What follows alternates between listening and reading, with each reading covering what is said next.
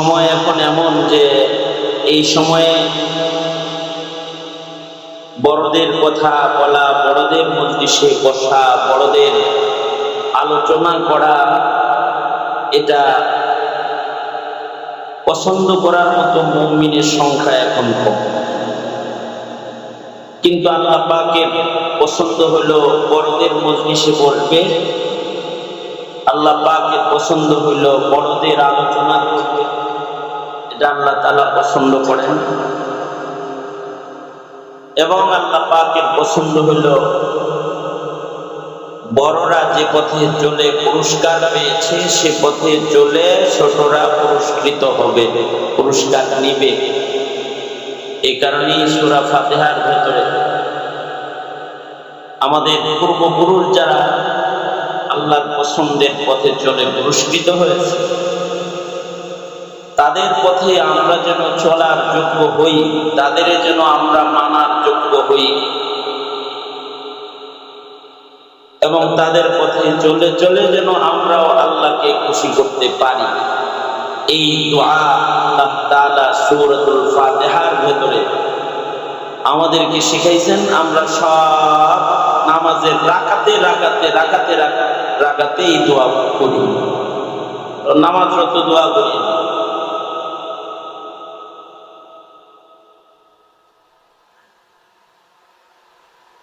এটা আল্লাহ পাকের পছন্দের, সবচেয়ে পছন্দের দোয়ার ভিতরে একটা দোয়া, যেটা নামাজের ভেতরেই করা লাগে। কারণ সূরাতুল ফাতিহা ব্যতিরেকে নামাজ হয় না। লা সালাতা ইল্লা বিফাতিহাতিল কিতাব। হর রাকাতে ইমাম সাহেব মুসল্লি সূরাতুল ফাতিহা পড়ে। আচ্ছা ভাই কথা বলিস কেন, কানটা ধরে উঠায় দেবে।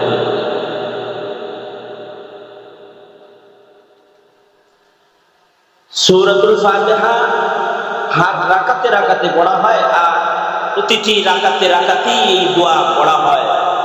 ইহদিনাস সিরাতাল মুস্তাকিম সিরাতাল লাযীনা আন'আমতা আলাইহিম গায়রিল মাগদুবি আলাইহিম ওয়ালাদ-দাল্লিন। ভ্রষ্টদের অনুকরণ নয়, ইহুদিদের অনুকরণ নয়, নাসারাদের অনুসরণ নয়, অনুসরণ হবে যারা পুরস্কার প্রাপ্ত তাদের।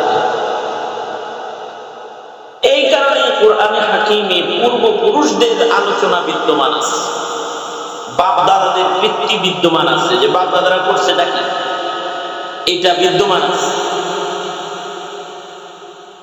পূর্বপুরুষদের যে সকল নেক কর্ম আছে এইগুলোকে আল্লাহর কালামে আল্লাহ তাআলা তুলে ধরে আমাদের পর্যন্ত খবর পৌঁছাইছেন।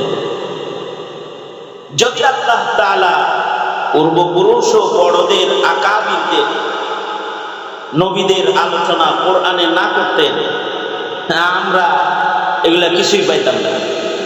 আমরা পাইতাম না। প্রথম মানুষ দুনিয়াতে কি করছে তা আমাদের বয়ান করে আল্লাহ তাআলা শোনাইছেন। যুগে যুগে নবীরা কি করেছে সব আল্লাহ তাআলা আমাদেরকে ইতিহাস বলেছে। এই কারণে বাপ-দাদাদের কথা আলোচনা করতে হয়, বড়দের কথা আলোচনা করতে হয়, বড়দের কথা শুনতেও হয়, বড়দের মজলিসে বসেও থাকতে হয়। কারণ বরকত বড়দের সাথে, বরকত যারা পূর্বে চলে গেছে তাদের সাথে। السابقون الأولون من المهاجرين والأنصار, যারা আগে তারা বরকতে, আগে যারা পূর্বপুরুষ যারা তারা ভালো, এবং বরকত আল্লাহ তাআলা বড়দের সাথেই রাখছেন। এই কারণে আল্লাহর রাসূল বলেন আল বারাকাতু মা আকাবির, বরকত তো তোমাদের বড়দের সাথে আছে। কারণ বড়রা আমাদের চাইতে ভালো না মন্দ, আমাদের পূর্বের বড় যারা তারা কি আমাদের চাইতে ভালো না মন্দ?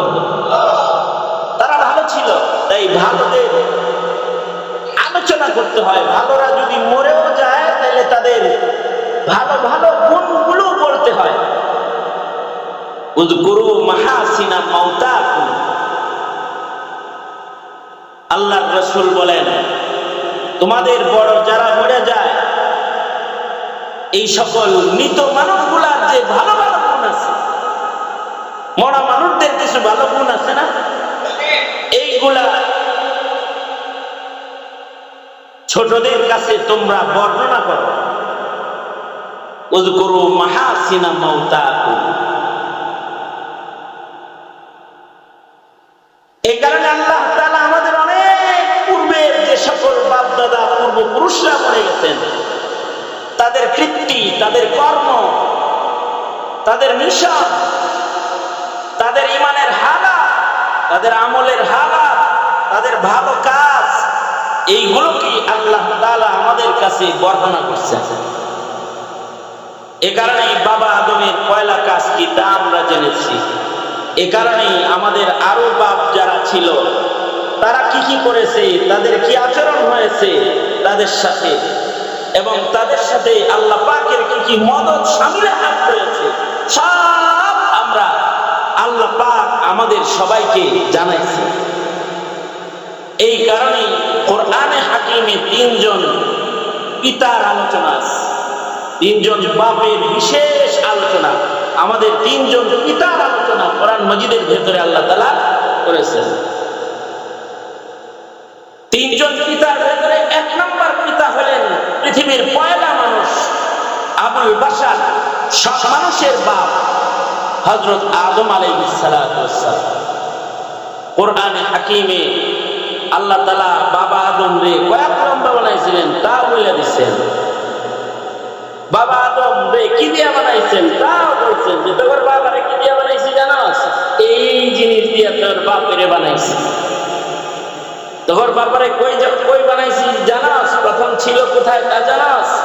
তোর বাবা, তোদের বাবা সে সৃষ্টির পরে এই দুনিয়ায় ছিল না, জান্নাতে ছিল। জান্নাত থেকে কিভাবে আসলো তাও আমাদেরকে আলোচনা করে শোনাইছেন। আমাদের বাবাকে বানানোর আগে, বাবা অস্তিত্বে আসার আগে কারা কি বলেছিল তাও শোনাইছেন। ফেরেশতারাও বলছে দরকার নেই, কিন্তু আল্লাহ তাআলা আমাদের বাবাকে কেন বানালেন তাও আমাদেরকে বর্ণনা করে শোনাইছেন। আবার কই ফেলছিলেন আমাদের বাপেরে আর কই ফেলছিলেন আমাদের মায়েরে। হযরত হাওয়া এক জায়গায় আর হযরত আদম আলাইহিস সালাতু ওয়াস সালাম আরেক জায়গায়, এরা কই মিলিত হইছিলেন তাও আমাদের জানাইছেন। আবার এরা মিলিত হওয়ার পরে দুনিয়াতে মানুষের জন্য তাদের প্রথম কর্মকাণ্ড কি ছিল তাও আমাদের আল্লাহ তাআলা বর্ণনা করে জানাইছে। মানুষ হিসেবে আমাদের বাপে দুনিয়াতে প্রথম যে কাজ করছিলেন সেটা হলো আমাদের বাবা আদমে দুনিয়াতে সর্বপ্রথম মসজিদ বানাইছিলেন। এরকম মসজিদ বানাইছিলেন, সর্বপ্রথম ঘর বানাইছিলেন, ইবাদতের ঘর। এটা মানুষ হিসেবে মানুষের প্রথম কাজ, কারণ মানুষকেই তো বানানো হয়েছে ইবাদতের জন্য।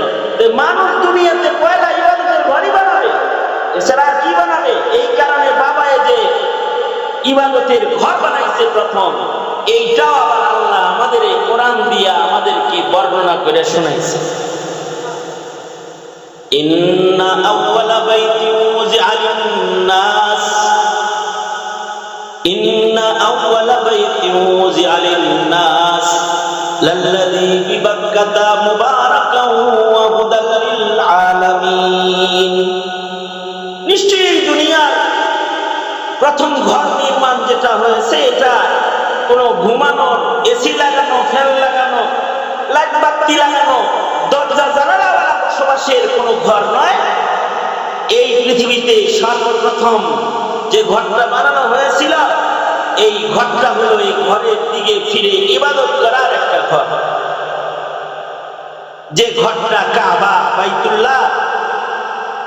বাইতুল্লাহ শরীফ ঘর সারা দুনিয়ার সব মানুষের জন্য পথ প্রদর্শক হিসেবে বাবা আদম এই ঘর প্রথম নির্মাণ করেছেন, যেটা দুনিয়ার পয়লা কাজ। এই পৃথিবীর মাটির পরে প্রথম কাজ মসজিদ নির্মাণ। বাবা আদম এই পয়লা ঘর পয়লা কাজ সম্পাদন করলেন, মসজিদ বানাইলেন। কার জন্য বানাইলেন? নিজের জন্য না, গোটা দুনিয়ার জন্য এই ঘরটা বানালেন। এই ঘরের মর্যাদা হলো হুদাল্লিল আলামিন। এই ঘরটা আলামিনের সকল মাখলুকাতকেই পথ প্রদর্শন করবে। সুবহানাল্লাহ। ইন্না আউওয়ালা বাইতিন মুযিআ লিন-নাস লাল্লাযী বিবাক্কাতা মুবারাকান ওয়া হুদাল লিল আলামিন। কোথায় বানালেন? বিবাক্কাতা মুবারাকা বানালেন মক্কা মুকাররমায়, কিন্তু আলামিনের সবার জন্য বানালেন, যে পৃথিবীর সব মানুষ এই ঘরমুখী। এজন্য আমরাও ওই ঘরমুখী। 5 বেলা নামাজ পড়ি ওই ঘরের দিকে। আল্লাহু আকবার বলেন। কোন ঘরের দিকে পড়েন 5 বেলা? হ্যাঁ, বাবার দিকে না কাবার দিকে? কাবার দিকে পড়েন 5 বেলা। মরার পরে কোন দিকে ফিরে আসা?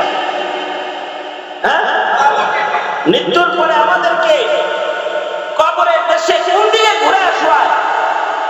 কবরে যখন আমাদেরকে শোয়ায় তখন এই কাবার দিকে ঘুরায় আমাদেরকে শোয়ায় দেয়। হাদিস শরীফে আছে, যাদের চেহারা কাবায় থাকে, দুনিয়াতে যারা কাবামুখী, এই মানুষগুলা দুনিয়াতে আল্লাহমুখী। সুবহানাল্লাহ, আস্তে করে বলেন সুবহানাল্লাহ। যেই মানুষগুলা দুনিয়াতে কাবামুখী, তারা কি মুখী বলেন? তারা কি মুখী? যারা কাবামুখী তারা আল্লাহমুখী। এই কারণে কারা কাবামুখী ছিল আর কারা কাবামুখী ছিল না, এই প্রশ্ন সবার আগে করা হবে। আউয়ালু মা ইউহাসাবু বিহিল আবদু ইয়াউমাল কিয়ামাতিস সালাহ। নামাজ সম্পর্কে প্রথম প্রশ্ন হবে, নামাজ তো সবাই দক্ষিণ দিকে পড়ে না? দক্ষিণ দিকেও পড়ে। যারা কাবার উত্তরে থাকে তারা দক্ষিণ দিকে। আমরা যেহেতু কাবার পূর্বে থাকি তাই আমরা পশ্চিম দিকে পড়ি। আমাদের থেকে কাবা কোথায়? কোন দিকে? তাইলে বোঝা গেল পৃথিবীর কিছু মানুষ পূর্ব দিকেও পড়ে, কিছু মানুষ দক্ষিণ দিকেও পড়ে, কিছু মানুষ উত্তর দিকেও নামাজ পড়ে। যাদের দেশ থেকে কাবা উত্তরে তারা উত্তর দিকেও নামাজ পড়ে। দেখেন না, মক্কা মুকাররমায় যখন জামাত হয় আমগোর মতো সোজা দাঁড়ায় না, বলে দাঁড়ায়। হ্যাঁ, আল্লাহ। যে কাবা ঘরের দক্ষিণ পাশে নামাজি, সে দক্ষিণ থেকে উত্তরমুখী হয়ে দাঁড়ায় যায়। তাহলে দিকটা কাবার দিক, যেই দিকে কাবা আছে ওই দিকে মানুষ ফিরে দাঁড়ায়। এমনকি মরার পরেও যেই দিকে কাবা আছে ওই দিকে ফিরে শোয়ায়। তার মানে হলো ছবিতে ভিডিওতে যেভাবে দেখেন নামাজে দাঁড়ায়, কবরের ভিডিও যদি আমরা দেখতাম তাহলে দেখতাম সব গুরুস্থান থেকেও এই কাবার দিকে আছে। যত গুরুস্থান আছে আর জান্নাতি কবর গুলা আছে, সব মাইয়িতরা কবর থেকেও কাবার দিকে ফিরে আছে। কারণ আল্লাহর রাসূল বলেছেন, কবরে যাদের চেহারা কাবায় থাকে তাদের কবর আযাব হয় না, তাদের কবর জান্নাত হয়ে যায়। এক বর্ণনায় আছে, যাদের চেহারা কাবার থেকে ঘুরায় দেয় তাদের কবরে আযাব শুরু হয়ে যায়। নাউযুবিল্লাহ। যাদের চেহারা কাবার থেকে সরে যায় তাদের কবরে আযাব শুরু হয়। এই ঘরটা বানালেন বাবা আদম সর্বপ্রথম। এটা নিজের জন্য, নিজের বসবাসের জন্য না, নিজের সন্তানদের সবার জন্য বানাইছে। পৃথিবীর প্রান্তে প্রান্তে যেখানে যে আদম সন্তান জন্মাইবে তার চিন্তাও বাবা হইয়া পড়ছে, এ কারণেই বাবা। কিন্তু অপদার্থ হলো ওই বাবা যারা নিজের চিন্তা করে কিন্তু সন্তান কোন মুখী থাকবে এই চিন্তা করে না। সন্তান কি পশ্চিমামুখী থাকবে? সন্তান কি ইহুদি কালচার মুখী থাকবে? নাসারা কালচার মুখী সন্তান কি নাস্তিক মুরতাদ মুখী হয়ে গেল নাকি আল্লাহমুখী হইল নাকি আল্লাহমুখী হইল চিন্তাই করে না। এটা বাবা নয়, এটা বাবা নয়, কারণ কয়।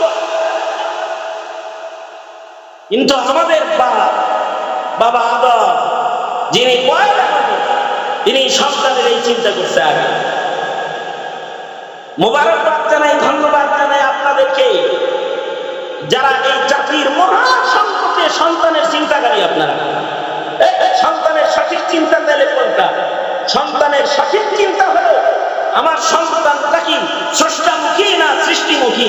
এই চিন্তা যার ভেতরে আছে এটা হলো বাপ হিসেবে আসল চিন্তা। এই কারণে হলো বাবা। আর যে বাবার ভেতরে এই চিন্তাটা নাই, এই বাবাটা সন্তানের জন্য বাবা না, এই বাবাটা হলো সন্তানকে দোজখে ফেরানোর থাবা। এটা বাবা না, এটা থাবা। এই থাবা দিয়া নিজের সন্তানকে দোজখের আগুনে ফেলতে চায়। হ্যাঁ, এখনকার পিতারা সন্তানদের বসবাসের চিন্তা করে যে আমার পরে সন্তানটা 3 তলায় থাকবো না নিচ তলায় থাকবো নাকি গাছতলায় থাকবো, এই চিন্তা খুব করে, ঠিক না? এই কারণে বিল্ডিং করে, সন্তানের জন্য বিল্ডিং করে বরাদ্দ করে। এই বড় ছেলে থাকবে এই তলায়, ছোট ছেলে থাকবে এই তলায়, বাচ্চা ছেলে এই তলায়, বাচ্চা উঠে লিখে দিয়ে যায়। আমার মেয়েটা থাকবো এই তলায়, মেয়ে এইটা নিব, ওলা এইটা নিব, এই পেরেশানিতে থাকে। হ্যাঁ ভালো, সন্তানদের থাকার চিন্তা তো করবেন, সন্তানদের থাকার চিন্তা করবেন, কিন্তু সন্তানকে থাকবে থাকবে সন্তানটাকে মতবাদ করবে, জেনাবে বিচার করবে, সম্পদ বিক্রি করে দিয়ে নারীবাজি করবে, দামি দামি মদ কিনা খাবে, নাকি সন্তানটা আপনার রেখে যাওয়া সম্পদ ভোগ করে করবে, ওই চিন্তা করা দরকার। এই চিন্তা করা দরকার। কিন্তু এই চিন্তাটা যে বাপের ভেতরে নাই, এইটা বাপ নামের কলঙ্ক। কিন্তু বাবা আদম এই চিন্তা করেছেন। বাবা আদম নিজের সন্তানদের থাকা ঘরের চিন্তা করেন নাই। বাবা আদম নিজের সন্তানদের ইবাদতের ঘরের চিন্তা করছেন। বাবা আদমের যত সন্তান পৃথিবীতে আসবে তারা কি দুনিয়ামুখী হবে নাকি আল্লাহমুখী হবে চিন্তা করে ঘর বানাইলেন, মসজিদ বানায় বললেন সবে মিলে এই ঘর কেন্দ্রিক আবেদ হয়ে যাও, কারণ এই ঘরটা হুদাল লিল আলামিন। আল্লাহ তাআলা রব্বুল আলামিন মুহাম্মাদুর রাসূলুল্লাহ সাল্লাল্লাহু আলাইহি ওয়াসাল্লাম রাহমাতুল লিল আলামিন। আর কাবা বাইতুল্লাহ হলো হুদাল লিল আলামিন। নূহ নবীর বংশীয় সন্তান বাবা আদম থেকে নূহ পর্যন্ত আপনারা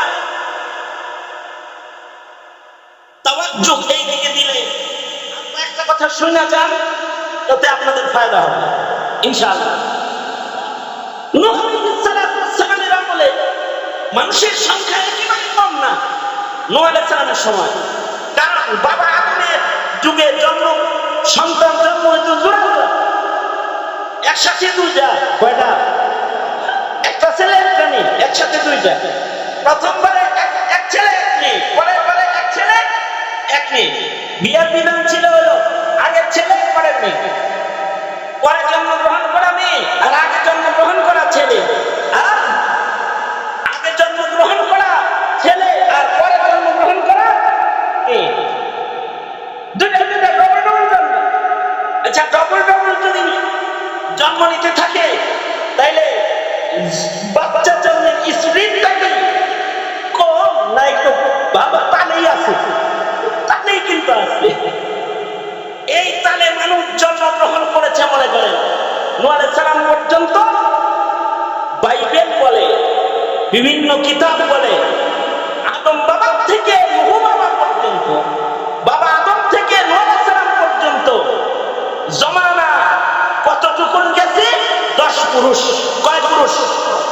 10 পুরুষ অতিক্রম করেছে। 10 পুরুষ বলতে আমরা কত দিন ধার্য করতে পারি? কত বছর গেছে 10 পুরুষ হলে? এখনকার এক পুরুষের বয়স আর তখনকার এক পুরুষের বয়স কিন্তু একরকম না। এখন এক পুরুষের বয়স হলো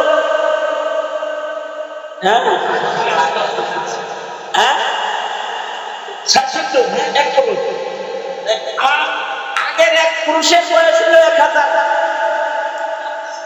যেমন নূহ আলাইহিস সালাম গড় ধরে নিয়ে 1000। নূহ আলাইহিস সালামের বয়স শুধু দাওয়াতি বয়স হলো 950 বছর। খালি দাওয়াত দিচ্ছে 950 বছর। 950 বছর নবুয়তের দায়িত্বই পালন করেছেন। 950 বছর। তাহলে এরকম যদি 1000 বছর করে এক এক পুরুষ হয়, তাহলে 10 পুরুষে 1000 বছর হয়। অঙ্ক শিখেছে বাবা। 10 পুরুষে মিনিমাম হচ্ছে কমাস কম একটা ধরে রাখলাম কত বছর? 10,000 বছর। 10,000 বছরে মানুষ জন্মাইতে পারে কিরকম? একটা আরে আগে না, এত ক্যালকুলেটর তো আমাদের কাছে নাই, কিন্তু একটা আন্দাজে যাই আর কি। মনে করেন এই 30 বছর 40 বছর আগে আমাদের বয়স ছিল বাংলাদেশে জনগণের সংখ্যা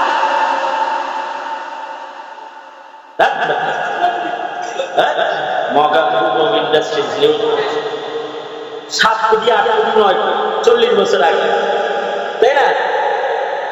স্বাধীনতার বক্তব্য যখন দেয় তখন 5 কোটি বাঙালির কথা কয়। 7 কোটি বাঙালির কথা কয় মাত্র। তাহলে স্বাধীনতার সময় যদি 7 কোটি বাঙালির বক্তব্য দেয়, এখন দেয় 5 কোটি বাঙালির বক্তব্য। 18 কোটি মাইনা নিলাম, ধরে নিলাম যে 18 কোটি। 18 কোটির থেকে 7 মাইনাস দেন, বাড়ছে কত কোটি? এটা কি জন্ম নিয়ম আর সিজা আর যত ধরনের বড়ি আছে এই সব কিছুর ভিড়ে যত ইনজেকশন, কাঠি শরীরে কাঠি অবস্থা, কাঠি ইনজেকশন বড়ি ভারী যা আছে সব আছে 11 কোটি। এই সব আছে 11 কোটি। চিন্তা করছে আরে 13 কোটি, মিনিমাম 13 কোটি। আচ্ছা 13 কোটি যদি হয় এইরকম টিকবাতি দিয়া 30 বছরে, তাইলে মানুষের সংখ্যা 10,000 বছরে মোটামুটি কম হওয়ার কথা না। কারণ এত সিস্টেম জন্ম নিয়ন্ত্রণ তখন ছিল না। তখন মানুষ স্বাভাবিক কারণে জন্মগ্রহণ করত। এই পরিমাণ মানুষ পৃথিবীতে হয়েছে যে তাদের শিরিক, তাদের অন্যায় কর্মকাণ্ড দেখে দ্বিতীয় বাবা নূহ, যাকে কোরআন বলে নূহ, এটা তোমাদের দ্বিতীয় বাপ, এটা দ্বিতীয় আদমের মতো।